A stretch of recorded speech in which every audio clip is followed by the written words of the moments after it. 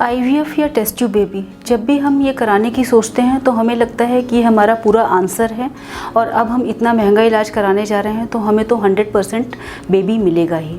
नमस्कार, मैं doctor Pallavi Agarwal, infertility consultant और लेप्रोस्कोपिक सर्जन भोपाल से। आज मैं बात कर रही हूँ टेस्ट ट्यूब बेबी यानी आईवीएफ के बारे में।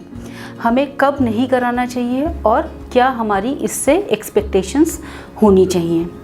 तो जब भी हम आईवीएफ की या टेस्ट ट्यूब बेबी की बात करते हैं तो हमें सबसे पहले ये जानना आवश्यक है कि क्या इसके रिज़ल्ट्स होते हैं। टेस्ट ट्यूब बेबी के रिज़ल्ट्स जो ज़्यादा से ज़्यादा किसी भी अच्छे सेंटर में हो सकते हैं वो 70 से 80%, यानी कि 100 लोग अगर टेस्ट ट्यूब बेबी करा रहे हैं तो 70 या 80 लोग ही प्रेग्नेंट होंगे। लेकिन यह प्रेगनेंसी के रिज़ल्ट हैं, इसका मतलब ये नहीं है कि 9 महीने के बाद आपकी डिलीवरी भी होगी।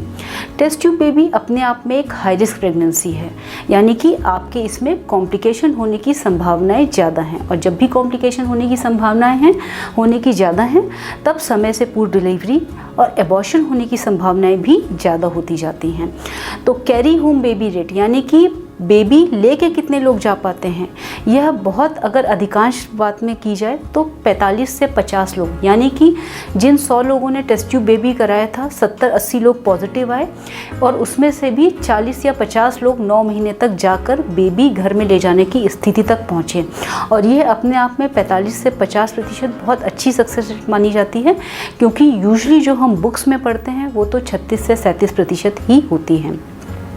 तो ये तो मोटे मोटे तौर पे आपकी टेस्ट ट्यूब बेबी से क्या आकांक्षाएं होनी चाहिए उसके बारे में है। अब दूसरी बात आती है कि क्या टेस्ट ट्यूब बेबी हर किसी चीज़ का सॉल्यूशन है। तो जब भी हम टेस्ट ट्यूब बेबी कराने जा रहे हैं तो 2 चीज़ें होती हैं टेस्ट ट्यूब बेबी में, एक तो भ्रूण और दूसरी बच्चेदानी की परत, जो हम भ्रूण बनाते हैं पति के शुक्राणु और अंडे से मिलाकर, उसको हम तीसरे या 5वें दिन महिला की गर्भाशय में डालते हैं कि परत में वो अपने आप में चिपके। तो ऑप्टिमल रिज़ल्ट यानी अच्छे रिज़ल्ट के लिए अच्छा भ्रूण होना चाहिए और अच्छी परत होनी चाहिए। सामान्यतः जब भी आप टेस्ट ट्यूब बेबी के लिए जाते हैं तो हर फर्टिलिटी सेंटर आपकी सोनोग्राफी करके देखता है और बच्चेदानी की परत चेक करता है। तो पहले पॉइंट हमारे हैं बच्चेदानी की परत। अगर आपकी बच्चेदानी की परत 7 मिलीमीटर से ऊपर है और 3 लाइनें दिखाई दे रही हैं, जिसको हम बोलते हैं ट्रिपल लाइन गुड पैटर्न।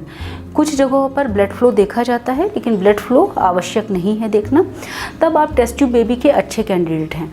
लेकिन कुछ ऐसी समस्या है कि बच्चेदानी की परत 7 मिलीमीटर से कम है, बच्चेदानी की परत में कैल्सिफिकेशन यानी कुछ कैल्सिफिक स्पॉट्स दिखाई दे रहे हैं पुरानी टीबी की वजह से, ऐसा लग रहा है कि कुछ अंदर चिपकाहट है, तो आपके केस में यह बहुत ज़रूरी है कि पहले ये प्रॉब्लम डिस्कस हो, या पहले ये प्रॉब्लम अगर ठीक हो सकती है तो ठीक हो।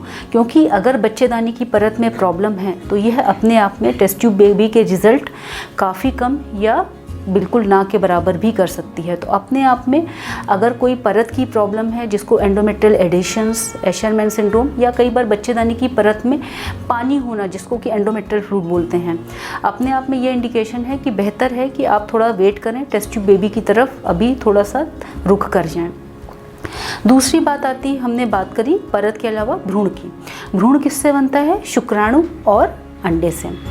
अंडे अलग अलग तरह के हो सकते हैं, लेकिन इम्पॉर्टेंट ये है कि जब हम अपने अंडों की तरफ जा रहे हैं तो अंडों की संख्या भी बहुत इम्पॉर्टेंट फैक्टर है। अगर आपके शरीर में ऑलरेडी अंडे कम हो चुके हैं, जो कि हमने अपने ओवेरियन रिजर्व टेस्ट में मेंशन किया है, ऐसा किन परिस्थितियों में होता है? या तो महिला की उम्र 35 साल से बहुत ज़्यादा है, इसको भी वापस पहले से टेस्ट करके देखा जाता है। कैसे? सोनोग्राफी के माध्यम से कि दोनों अंडेदानी में अंडे 5 से ऊपर हैं कि नहीं। और दूसरा एक एएमएस टेस्ट होता है, जिसमें यह देखा जाता है कि मोटे मोटे तौर पे कितने अंडे होने की संभावना है। अगर आपका एएमएस टेस्ट बहुत कम है और अंडों की संख्या कम है, जैसे कि मोटे मोटे तौर पे हम काउंट कर लें कि एएमएस टेस्ट आपका 0.1 0.2 है और अंडों की संख्या 2 दिखाई दे रही है, जो कि बहुत कम है, तो इसका मतलब ये है कि आपके केस में टेस्ट ट्यूब बेबी की संभावना काफ़ी कम हो गई है। हो सकता है 10 से 15% ही बची हो। तो जब भी ऐसा केस है तो वापस से अपने डॉक्टर से डिस्कस करें कि टेस्ट ट्यूब बेबी के लिए हमारे क्या और विकल्प हो सकते हैं। तीसरी चीज़ आती है कि कई बार हमें लगता है कि हम और कुछ ट्राई नहीं करना चाहते हैं, हम सीधे जो है 100% सक्सेसफुल ट्रीटमेंट की तरफ जाएंगे, अब तो हम और कोई ट्रीटमेंट नहीं लेना चाहते हैं। तो टेस्ट ट्यूब बेबी भी 100% नहीं है। अगर आपकी सारी जांचें नॉर्मल आ रही हैं और आपकी शादी को कम समय हुआ है, मान लीजिए कि 3 साल से कम है, तो एक आप बहुत अच्छे कैंडिडेट हो कि आप दूसरे ट्रीटमेंट ऑप्शन जैसे कि IUI की तरफ भी आप चूज़ कर सकते हो। इसके अलावा अगर आपको अंडे बनने की में दिक्कत हो रही है, जिसको कि हम पॉलीसिस्टिक ओवरीज बोलते हैं, और अंडे बनने की गोलियां देने के बावजूद भी अंडे नहीं बन रहे हैं, तो आप एक कैंडिडेट हो लेप्रोस्कोपिक ओवेरियन ड्रिलिंग, यानी कि अंडेदानी में पंक्चर किया जाए। इसके बाद काफ़ी महिलाओं में अंडे बनने शुरू हो जाते हैं और प्रेगनेंसी ठहरने की संभावना बढ़ जाती है।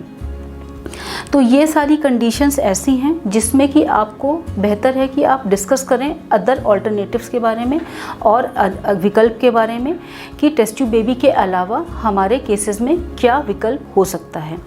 कौन सी ऐसी कंडीशन है जिसमें कि हमें सिर्फ और सिर्फ टेस्ट ट्यूब बेबी ही कराना है और कुछ नहीं कराना।